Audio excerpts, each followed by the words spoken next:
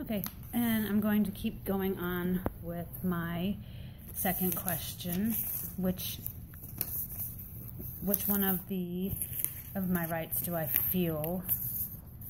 Let me see. Which one of my rights do I feel is protected and are as viable today as the founders intended, or do you feel?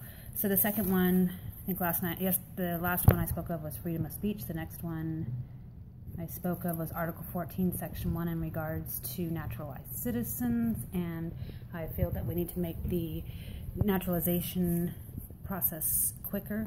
10 years is just too long. And the last one is my right to bear arms. This has been a huge debate here lately. Whenever there's, and not trying to take away from the tragedy of multiple gun shootings, but whenever there is multiple gun shootings, people automatically blame the gun. And it's not the gun that's killing people, it is the person that's pulling the trigger. So you really can't place blame on an object, you need to place blame on the person utilizing that object. When you're driving a vehicle and you hit somebody, we don't blame the car, we blame the individual that was driving the car. So our right to bear arms, I believe, is being slowly eroded.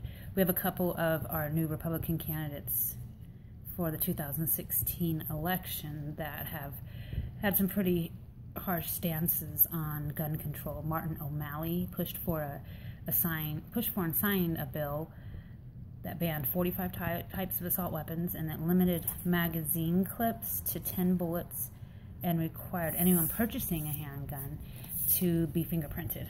And then George Pataki, he is another one that supported gun control bans. I don't think that is what we need to do, is control the guns. We need to control the people that have them. There needs to be tighter regulations on people that are getting them. I agree with that.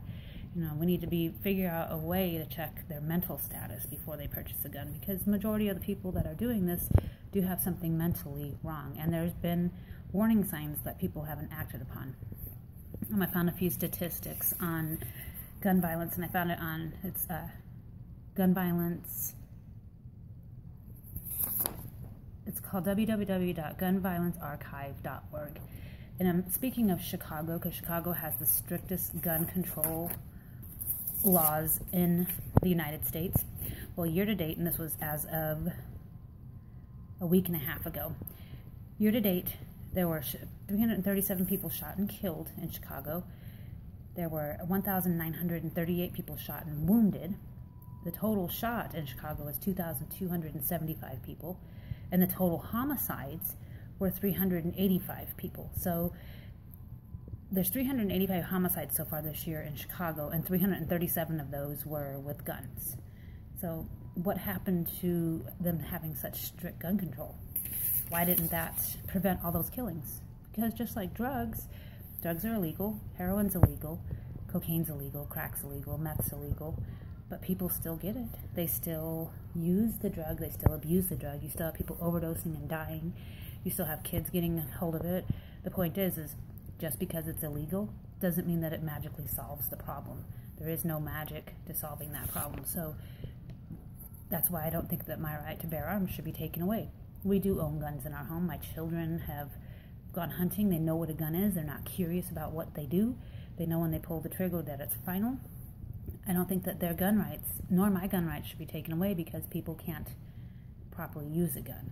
And we like to go hunting. We like to go target shooting. I don't think that if I want to have an assault rifle, I want to have an assault rifle.